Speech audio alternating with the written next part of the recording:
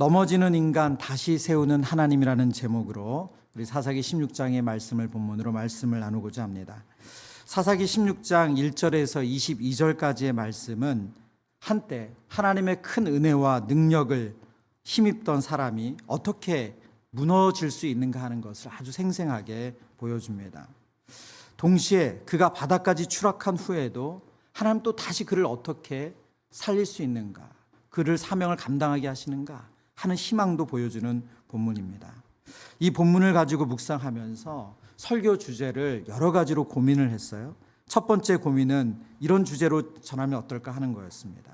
인간의 연약함과 회복의 가능성이라는 주제입니다. 삼손의 이야기는 분명 사람이 얼마나 연약하여 쉽게 무너질 수 있는지를 보여주고, 동시에 하나님께서 어떻게 회복의 기회를 주시는지를 보여주기 때문입니다. 또 다른 하나의 떠오른 주제는 죄의 유혹과 그 파멸적인 결과였습니다.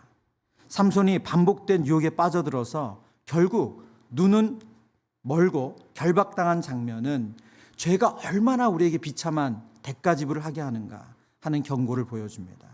그 외에도 삼손과 이스라엘의 평행선이라는 주제로 삼손의 삶이 당시 이스라엘의 영적인 그 상태, 영적인 모습을 그대로 반영한다는 그 해석을 주제로도 말씀을 고민했습니다. 여러 가지로 말씀을 가지고 고민하다가 이 본문에서 가장 강력한 주제, 한 가지 주제를 붙들고 말씀을 준비했습니다. 아무리 큰 은혜를 입은 사람도 결국 넘어질 수 있다. 그렇지만 하나님은 회개하는 자에게 다시 은혜를 베푸신다는 진리입니다. 삼손의 이야기는 우리에게 너무나도 익숙합니다. 그렇기 때문에 자칫 뻔하게 이 본문을 볼 수 있는데, 오늘 이 말씀을 우리가 다시 한번 묵상하면서 하나님께서 주시는 우리의 영적인 경고와 또 우리를 다시 어떻게 회복해 하시고 소망을 주시는지 하는 그 하나님의 마음을 깨닫는 은혜를 누리길 원합니다. 첫 번째, 성경은 우리에게 은혜를 입은 자도 방심하면 넘어진다고 분명하게 경고하고 있습니다. 삼손은 태어나기 전부터 천사가 그의 태어남을 예고한 특별한 사람이었습니다. 이것을 신학적으로 수태고지라고 하거든요. 성경에서 태어날 때부터 하나님의 천사가 그의 태어남을 알려준 수태고지는 몇 안 됩니다. 뿐만 아니라 나실인으로 구별되어서 평생 하나님께 드려진 사람이었습니다.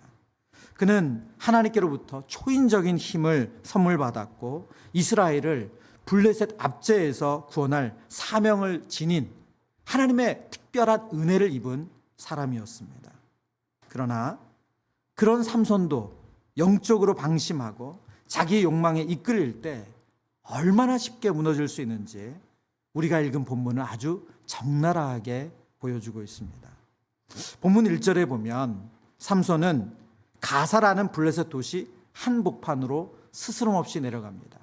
이스라엘과 블레셋은 아주 적대적인 관계였고 당시 블레셋이 이스라엘을 압도하고 있었어요. 그리고 이 가사라는 도시는 그 블레셋의 여러 도시 중에 대표적인 도시입니다. 오늘 본문 1절에 보면 거기서 한 기생을 보고 그에게로 들어갔다라고 하는데, 이 기생이라는 번역된 단어를 새번역 성경은 창녀로 번역을 했습니다.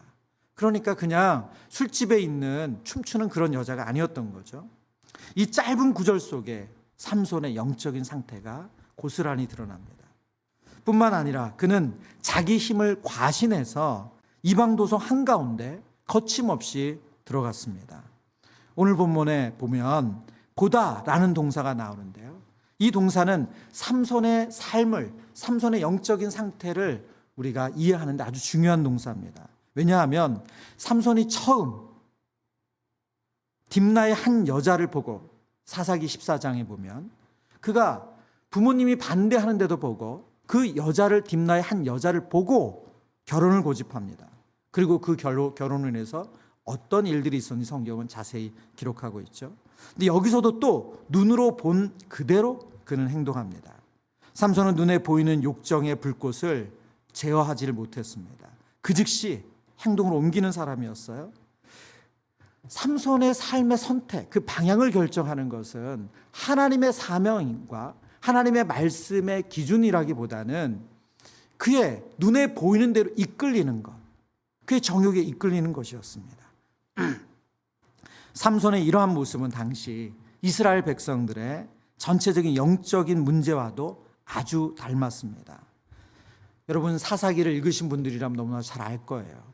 사사기의 가장 핵심적인 문장이 뭔가? 바로 사람들이 각기 소견에 옳은 대로 행했다는 거예요. 소견에 옳은 대로 뭡니까? 자기 눈에 보기에 좋은 대로 따르고 결정했다는 거예요. 삼손이야말로 자기 소견대로 눈에 좋은 대로 행한 대표적인 인물입니다.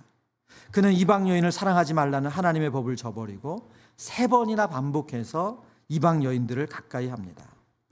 삼손의 이러한 행동이 마치 우상 숭배에 빠진 이스라엘의 모습을 그림처럼 보여주는 그의 모습이었습니다.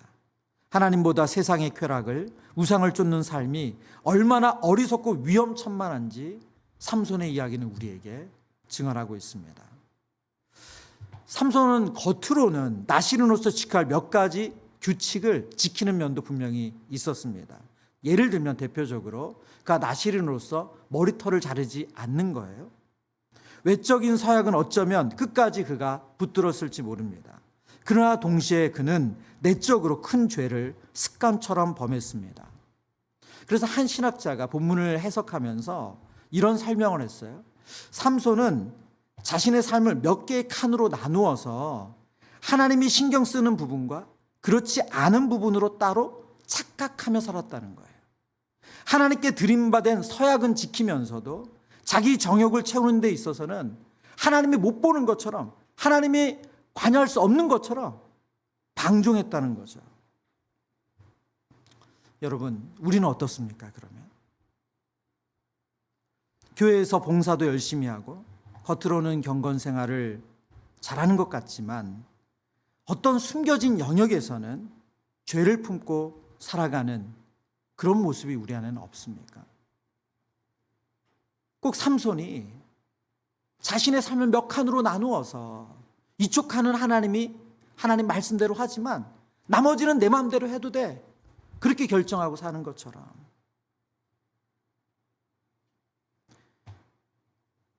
예수님은 우리의 삶 전체의 주권을 가지길 원하시지 일부만 원하시는 분이 아니십니다.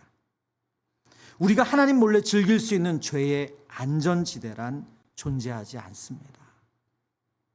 오늘 본문에 보면 삼손은 가사의 기생에게 들어갔다가 1절부터 그 앞부분의 내용을 보면 큰 봉변을 당하죠. 이 블레셋 사람들이 그가 집에 들어간 걸 알고 나서 진을 치고 있죠. 그러나 하나님의 도우심으로 간신히 탈출을 해요. 적들이 그가 머무는 집을 둘러쌌지만 한밤중에 성문짝을 뜯어서 헤브론 앞산 꼭대기까지 짊어지고 가는 괴력을 발휘해서 탈출합니다. 하나님께서 그를 불쌍히 여기셔서 그를 건져주신 사건이죠. 그러나 삼손은 그것을 회개의 기회로 삼지 않습니다. 우리가 이게 금붕어를 모욕하는 말이기도 하지만 금붕어처럼 금세 잊어버리고 똑같은 죄의 늪에 빠져듭니다. 4절에 보면 이후에 삼손이 소렉 골짜기에 들릴라라 이름하는 여인을 사랑하매라고 기록하거든요. 오늘 사사기에 보면 삼손이 사랑했던 3번째 여인이죠. 우리가 이렇게 이제 사사기에 특별히 삼손의 스토리를 읽다가 보면 마음속에 이제 우리는 이제 그런 마음을 가질 때가 있어요. 도대체 이 사람 왜 이러지? 그렇게 번번이 당하고도 어떻게 또 여자에게 이렇게 이럴 수가 있지? 어리석을 수 있나 하는 마음을 갖게 됩니다. 블레셋 방백들이 들릴라에게 막대한 돈을 지불해서 삼손의 힘의 비밀을 알아내라고 매수를 하죠. 들릴라는 뭐 조금도 고민하지 않습니다. 삼손을 사랑한 것이 아니라 돈을 사랑했죠. 그래서 삼손을 배신하기로 작정합니다. 반면 삼손은 들릴라를 사랑한 것 같아요. 안타깝게도 들릴라는 돈을 사랑했습니다.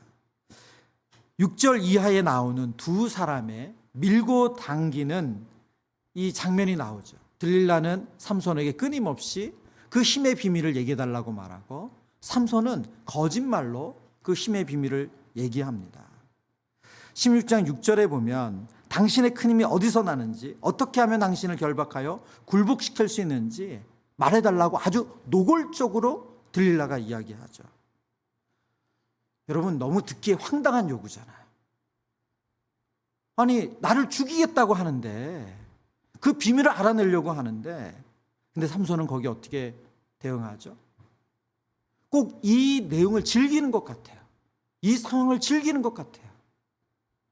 엉뚱한 비밀을 알려주면서 3번의 그 질문을 넘어갑니다. 그때마다 들릴라는 삼손이 말한 대로 그를 묶어보고는 삼손이여 블레셋 사람들이 당신을 잡으러 왔다고 외치고 삼손을 실제로 잡히도록 내버려 두죠. 여러분, 이 장면을 보면 뒤로 갈수록 더 가관이에요. 너무 놀랍지 않습니까? 벌써 3번이나 이 들릴라의 거짓말이 드러났고 그 과정에서 이 들릴라의 속셈이 무엇인지 정확하게 알게 되었어요. 그럼에도 불구하고 삼손이 들릴라를 떠나질 않아요. 그 곁에 붙어 있어요. 20쯤 되면 우리가 짜증이 나는 게 맞아요. 아니, 어떻게 이렇게 노골적으로 다 얘기하고 그런 어려움에 처했음에도 불구하고 아니, 어떻게 거기에 머물러 있지? 제정신인가? 여러분, 점점 정말 답답하게 느껴지지만 이것이 죄의 농간에 빠진 인간의 전형적인 모습입니다. 이 상담과 영성훈련의 관점에서 여러 신학자들은 삼손의 이러한 모습을 중독으로 해석을 해요. 중독에 빠진 사람들이 그렇다는 거예요. 실제로 자기 몸이 망가지고 가족이 망가지고 관계가 망가지고 직장을 잃어도 그것을 뻔히 보고도 똑같은 행동을 하는 것처럼 중독에 빠진 사람들이 이렇다는 거예요. 왜 삼손이 이토록 멍청해 보이는 짓을 반복했는가? 어떻게 보면 이 이야기가 가장 핵심적인 미스터리예요. 이것은 단순한 어리석음이 아니죠. 어리석음을 넘어섭니다. 마음속 깊이 자리 잡은 그 죄에 빠졌을 때 이성과 우리의 영성이 완전히 마비될 수 있다는 것을 성경은 보여줍니다. 꼭 불나방처럼 그 불에 달려들면 죽는다는 걸 알지만, 그리고 그 주변에 그렇게 죽어가는 불나방을 보고도, 그 뜨거움을 알고도 거기서 달려들어서 죽음을 맞이하는 것처럼 삼손 역시 들릴라의 배신을 3번이나 겪었어요. 그 뜨거움을 봤음에도 불구하고 그 자리에 머물러 있습니다. 죄에 대한 중독이 비이성적이고 자기 파괴적인 힘을 가지고 있다는 것을 오늘 성경 우리에게 아주 극명하게 보여줍니다. 그는 하나님이 그를 부르신 사명, 하나님이 그에게 나신으로서 주신 기준, 그것을 따를 것인가, 이 여인의 관계를 계속할 것인가에서 성경은 하나님의 기준이나 하나님의 부르심이 아니라 그 여인의 관계 속에 그 중독으로 향하는 것을 성경은 보여주고 있습니다. 아마 삼손은 이런 착각을 했을지 몰라요. 자신의 힘을 아마 믿었을 겁니다. 그래서 이 여인과의 관계에서 자신이 얼마든지 컨트롤할 수 있다. 내가 원하면 얼마든지 끊어낼 수 있다. 나는 이것을 얼마든지 이겨낼 수 있다. 여러분, 우리가 다른 면에 특별한 재능을 가지고 은사를 가져서 잘할 수 있어요. 그러나 모든 면에 우리가 그렇게 완전하지 않습니다. 오늘 삼손이 그랬던 것처럼 삼손에게는 성적인 것, 여인이 그에게 가장 약한 부분이었죠. 물론 삼손이 무지한 사람이 아닙니다. 어리석은, 그렇게 그 지능이 부족한 사람이 아니에요. 사사기를 연구한 많은 구약학자들은 삼손이 얼마나 지식이 넘치고 똑똑한 사람이었는지를 삼손이 내는 퀴즈를 통해서, 그런 이 이야기를 통해서 삼손이 얼마나 똑똑한 사람이었는지를 이야기해요. 뿐만 아니라 힘도 비교가 되지 않을 정도 힘이 센 사람이었잖아요. 그런 그의 힘이, 그런 그의 지식이 나는 이 부분에 있어도 내가 잘할 수 있어. 나 이 정도쯤 컨트롤할 수 있어. 그런 교만과 자만함이 그를 무너뜨렸습니다. 성경은 우리에게 뭐라고 말씀하죠? 선줄로 생각하는 자는 넘어질까 조심하라. 우리가 한 부분에 서 있다는 착각을 가질 수 있어요. 그 부분에는 넘어진 적도 없고 진 적도 없고 시험에 든 적이 없을 수 있어요.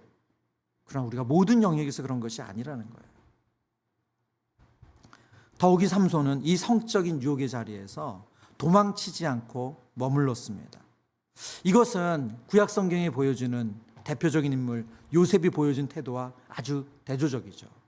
보디바르의 유혹을 받자 요셉은 어떻게 합니까? 그 자리를 뿌리치고 도망하죠. 삼손은 정반대로 유혹의 품 안에 계속 안주합니다. 결국 어떻게 되었습니까? 16절에 보면 날마다 그 말로 그를 재촉하여 졸음에 삼손의 마음이 번뇌하여 죽을 지경이다. 이렇게 성경이 기록해요. 결국 네 번째 들릴라의 끈질기는 그 요구에 삼손은 그 비밀을 다 이야기하죠. 사랑 고백을 빙자한 들릴라의 집요한 조종에 삼손은 무너집니다. 이제 우리 이야기를 해볼까요? 나는 지금 어떤 유혹의 자리에 계속 머물러 있습니까? 삼손처럼 내가 다른 부분에 절제를 잘하고 다른 부분에 잘 견디고 다른 부분에 잘하기 때문에 여러분 어떤 영역에 나 이 정도는 괜찮아. 나 이 정도는 할 수 있어. 꼭 들릴라와 밀당하는 삼손처럼 우리가 죄와 밀당하는 영역은 없습니까? 사실 삼손의 이야기를 객관적으로 보면 좀 우습기도 합니다. 아니 저 사람은 어떻게 한두 번도 아니고 저렇게 뻔히 속셈을 보이면서도 속이려고 하는데 그 정도면 눈치채고 도망을 가야지. 그러나 이 이야기가 우리의 이야기잖아요. 우리도 각자 반복해서 넘어지는 약한 고리들이 있지 않습니까? 어떤 분들은 감정, 분노라는 올무에 쉽게 걸려요. 그 일로 인해서 참 많은 어려움을 겪었고 가정 안에서 힘듦이 있었음에도 불구하고 그런 일들이 반복되면 똑같은 분노와 그런 감정으로 그 문제를 해결하려고 해서 또 어려움에 처합니다. 어떤 이는 오늘 성경의 삼손처럼 음욕에, 중독에, 또 어떤 분들은 교만과 욕심, 열등감이라는 올무에 속수무책으로 당합니다. 빠져나올 생각은 하지 않고 그 상황을 방치하고 죄와 밀당을 하는 그런 상황을 받아들인다는 거예요. 삼손의 모습이 바로 우리의 모습일 수 있습니다. 오늘 이 밤에 우리가 기도할 때 우리 각자의 영적인 약점 그리고 사단이 여전히 집요하게 우리를 무너뜨리려고 하는 영적인 유혹이 무엇인지를 점검하는 은혜의 시간 되길 바랍니다. 눈으로 보는 것, 귀로 듣는 것 중에 나를 죄로 끌고 가는 것이 있다면 과감히 끊어야 합니다. 여러분의 믿음의 동역자, 가족들이 그건 그렇지 않아. 그렇게 하면 위험해. 라고 여러분에게 수차례에 걸쳐서 얘기하는 그런 연약함이 있다면 여러분 스스로 나는 그거 통제할 수 있어. 난 멈출 수 있어. 나 그리로 가지 않을 수 있어. 오늘 삼손처럼 그렇게 자신만만하면 안 된다는 거예요. 삼손이 그걸 못해서 당한 것처럼 우리에게 요셉과 같은 결단이 필요합니다. 죄의 자리를 피하고 죄된 생각에서 도망치고 죄된 감정을 빨리 버리는 것이 우리에게 필요합니다. 시편 119편 37절에 하나님께서 우리에게 이 말씀을 주셨어요. 우리 같이 읽어보겠습니다. 내 눈을 돌이켜 허탄한 것을 보지 말게 하시고 주의 길에서 나를 살아나게 하소서. 아멘. 우리 한 번 더 읽습니다. 내 눈을 돌이켜 허탄한 것을 보지 말게 하시고 주의 길에서 나를 살아나게 하소서. 아멘. 우리가 아침을 열 때 무엇을 가장 보고 듣느냐가 우리의 하루를 결정할 수 있습니다. 주의 말씀이, 주의 성령이 들려주시는 음성이 여러분에게 먼저 들리고 보여지는 은혜가 있기를 축원합니다. 무릇 지킬 만한 것 중에 우리의 마음을 지키라고 하나님 말씀하셨는데,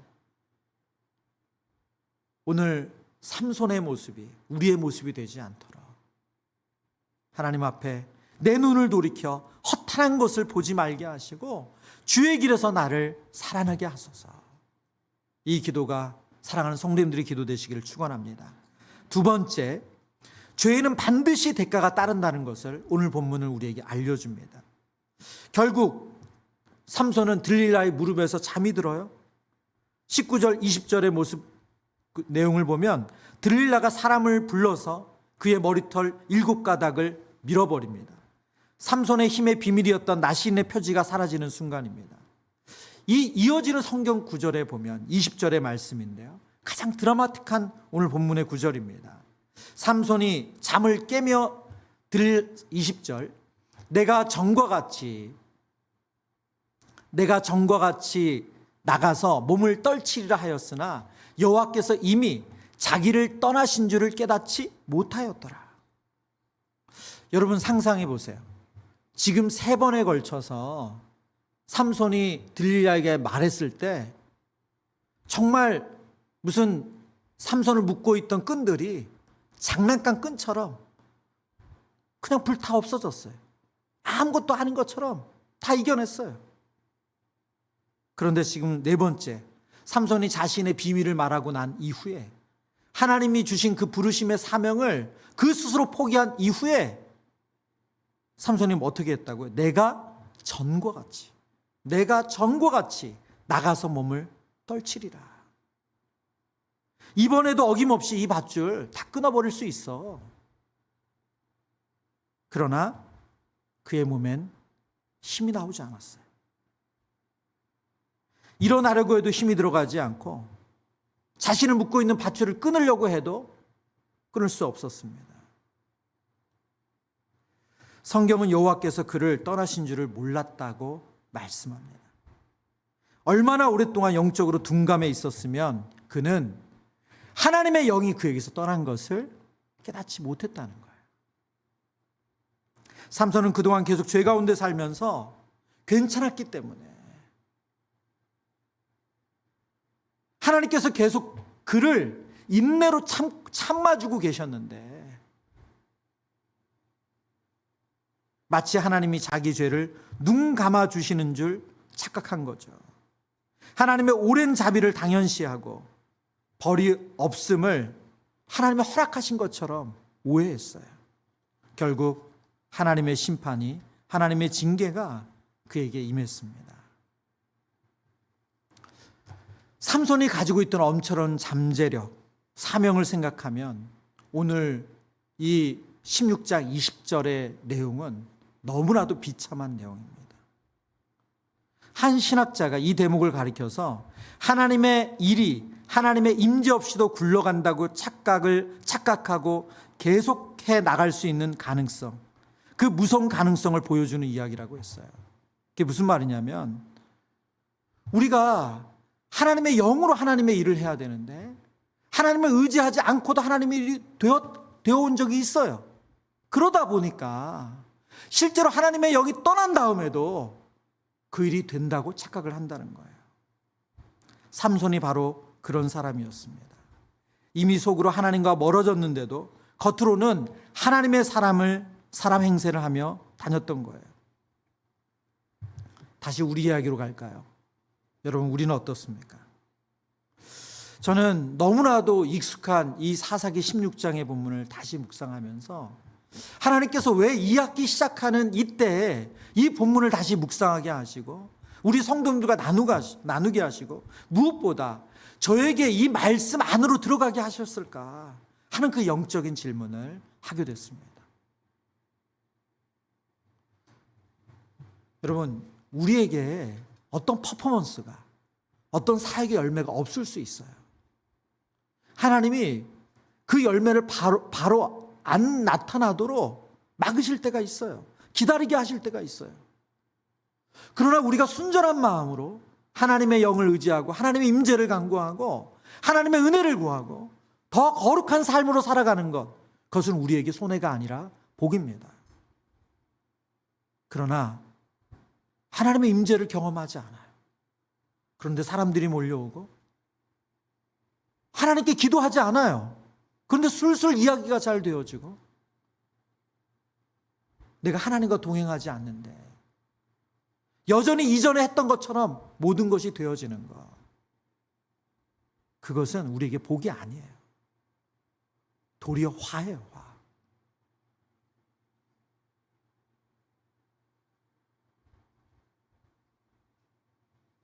하나님은 삼손을 기다려주고 계셨어요. 참아주고 계셨어요. 돌아올 기회를 주셨어요. 가사 기생의 집에 들어가서 블레셋이 진치고 그 문짝을 들고 나올 때 그 괴력을 발휘해서 나올 수 있도록 하나님 그들을 긍휼히 여겨주신 것이지 그 죄를 허용하신 게 아니에요.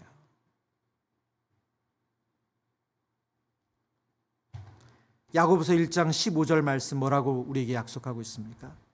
욕심이 잉태한 즉 죄를 낳고 죄가 장성한 즉 사망을 낳느니라. 블레셋 사람들은 삼손을 잡자마자 어떻게 했죠? 그의 눈을 뽑았어요. 그리고 놋줄로 묶어서 포로로 끌고 갑니다. 감옥에서 맷돌을 돌리는 노예 신세로 전락을 합니다.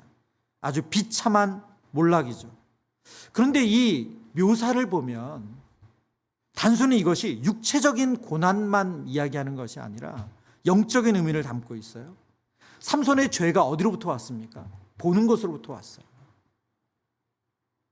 딥나의 여인을 보고 가사의 그 기생을 보고 들릴라를 보고, 그런데 그는 더 이상 이제 아무것도 볼 수 없도록 그의 눈이 뽑히고 맙니다.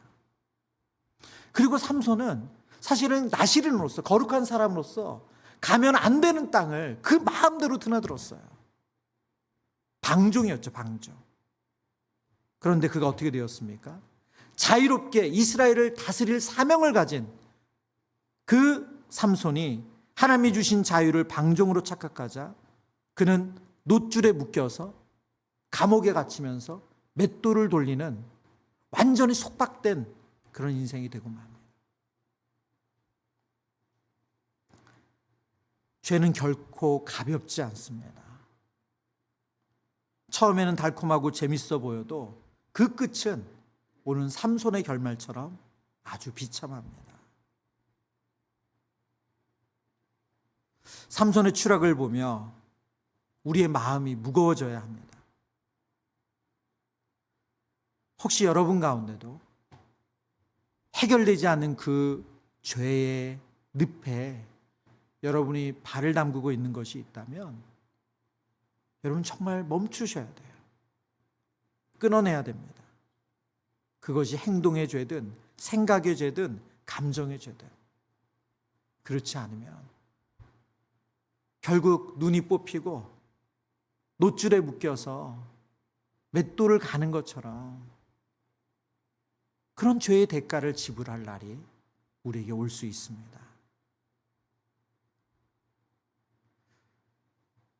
오늘 말씀을 듣는 어떤 분들은 이미 나는 삼손처럼 큰 영적인 실패를 해서 하나님의 은혜를 잃어버린 인생이 아닌가 그렇게 느껴지실 수 있습니다. 그렇다면 오늘 삼손의 이야기는 여기서 끝납니까? 그렇지 않습니다. 하나님은 죄로 인해 실패한 인생이라 할지라도 그가 그 죄를 자각하고 회개하면 다시금 기회를 주세요. 소망을 주세요. 그래서 세 번째 대지는 이것입니다. 셋째 대지, 그러나 하나님의 은혜로 다시 자라게 하신다는 거예요. 하나님의 은혜로 다시 자라게 하십니다. 사사기 16장 22절의 말씀인데요. 사사기 16장 22절 우리 같이 읽겠습니다. 그의 머리털이 밀린 후에 다시 자라기 시작하니라. 그의 머리털이 밀린 후에 다시 자라기 시작한대요. 여러분, 그러면 삼손의 힘은 진짜 머리에서 나온 겁니까? 예? 사사 삼손의 힘은 진짜 머리에서 나온 거예요? 아니죠. 그렇죠. 그건 하나님께서 삼손을 하나님의 사람, 하나님의 사사로 쓰시기 위해서 그의 언약 가운데 허락하신 거죠. 머리에서 나오는 게 아니라, 그러면 삼손의 머리털 쥐고 있는 사람은 능력이 나와야 되잖아요. 그게 아니죠. 그게 아니죠. 머리털은 나실인의 언약의 표지였고 그 표지가 훼손될 때 임재가, 하나님의 임재가 떠난 것이죠. 삼손은 스스로 죄로 인해 모든 것을 잃었지만 하나님은 그에게 다시 시작할 수 있는 은혜를 허락하셨습니다. 블레셋 사람들도 여기서 방심했던 것 같아요. 예? 그렇죠. 삼손 잡아서 눈 뽑고 머리털 밀고 노수로 묶어서 맷돌 가는 짐승처럼 굴리고 있으니까 그 다음부터 삼손이 뭘 할 수 있는지 방심했던 것 같아요. 그들이 정신 바짝 차렸으면 어떻게 해야 됐을까요? 매일 아침마다 삼손의 머리털을 밀었어야 돼요. 여러분, 그게 맞지 않습니까? 머리털이 자라나면 어떡해요? 근데 그들도 이 전쟁에서 그들이 다 이겼다고 생각한 것 같아요. 예, 이건 농담처럼 제가 드린 이야기고요. 머리털이 자라는 동안 삼손이 자신의 죄를 깨닫기 시작하죠. 자신의 죄를 깨닫기 시작합니다. 눈은 뽑힌 채 감옥에서 맷돌을 돌리고 있지만 그는 그 시간에 하나님이 그동안 삼손을 얼마나 오랫동안 참아주시고 어떤 큰 은혜를 베풀어 주셨는지를 그는 돌아보았습니다. 그리고 하나님 앞에 그가 이 블레셋 사람들이 거짓 우상을 찬양하고 잔치를 벌이는 그 자리에서 사사기 16장 28절에 하나님 앞에 이렇게 간절히 기도합니다. 사사기 16장 28절 같이 읽습니다. 삼손이 여호와께 부르짖어 이르되 주 여호와여 구하옵나니 나를 생각하옵소서. 하나님이여 구하옵나니 이번만 나를 강하게 하사 나의 두 눈을 뺀 블레셋 사람에게 원수를 단번에 갚게 하옵소서 하고, 그는 자신의 연약함을 인정하고 하나님을 의지하며 부르짖습니다. 그리고 하나님은 그의 기도를 들으시고 그에게 마지막 한 번의 힘을 허락하시죠. 하나님 은혜를 베푸신 거예요. 삼손은 블레셋 사람들이 가득 모인 신전의 기둥을 무너뜨려서 자기 목숨과 함께 원수들을 처단합니다. 30절의 말씀을 보면 죽을 때 그가 죽인 자가 살아있을 때보다 많았다고 성경은 기록합니다. 비극적인 결말이긴 하지만 삼손은 자신의 사명, 블레셋으로부터 이스라엘을 지키는 그 사명, 사사로서의 사명을 감당했어요. 하나님께서 그에게 맡기신 사명을 그는 끝까지 감당한 거죠. 성경을 보면 삼손의 이야기는 우리에게 비극처럼 보이거든요. 그런데 히브리서의 평가는 좀 달랐던 것 같아요. 히브리서 11장에 보면 삼손의 이름을 믿음장에서 삼손을 그 많은 사사 중에 한 사람으로 등단시킵니다. 그래서 믿음의 영웅들의 명단에 보면 기드온, 바락, 삼손, 입다 11장 32절에 이렇게 언급하고 있어요. 삼손이 믿음의 사람으로 하나님께 인정받았다는 뜻입니다. 어떻게 이렇게 될 수 있습니까? 삼손이 완벽해서가 아니죠. 그의 허물은 우리가 다 알고 보았습니다. 그러나 마지막 순간에라도 그가 하나님께 돌이켜 믿음으로 하나님께 나아가는 것, 그것을 하나님은 그를 용서해 주시고 귀히 여겨 주셨다는 거예요. 여러분, 그래서 우리가 이 삼손의 이 사사기 이야기의 결론부에 가면 우리는 다시 한번 하나님의 너무나도 크고 긍휼이 많으신 그 하나님의 사랑을 다시 한번 깨닫게 됩니다. 삼손에게 허락된 다시의 은혜가 오늘 우리 모두에게도 주어지기를 간절히 소망합니다. 따지고 보면 삼손과 우리는 다를 바 없는 죄인입니다. 하나님의 마음을 아프게 한 일들밖에 없는데도 하나님 우리에게 끊임없이 다시의 기회를 주셨습니다. 예수 그리스도의 십자가의 은혜가 없다면 우리가 회개하고 돌이킬 기회를 우리는 얻을 수 없습니다. 그러나 그 보혈의 은혜를 의지해서 오늘 이 밤에도 우리가 하나님 앞에 나아갈 수 있는 줄 믿습니다. 삼손의 삶을 한 목회자가 칼럼에서 이런 비유를 들었어요. 삼손은 칼집 없는 칼이었다. 칼 자체는 날카롭고 뛰어난데 칼집이 없어서 마구 휘둘러지니까 자기도 다치고 남도 해치는 흉기가 되었다는 거예요. 능력은 뛰어나요. 칼은 뛰어나요. 너무 강력해요. 그런데 그 칼집, 그 칼을 넣을 수 있는 인격과 구별됨이 받쳐주지 않았기 때문에 결국 파국을 불러왔다는 거죠. 여러분, 저와 여러분에게 하나님께서 재능이라는 칼, 열심이라는 칼, 어떤 은사라는 칼을 주실 수 있습니다. 근데 그것이 하나님이 우리에게 주신 믿음의 인격, 그리고 하나님이 우리에게 주신 구별됨의 그 칼집에 들어가 있지 않으면 나도 망치고 남도 망치게 되는 거죠.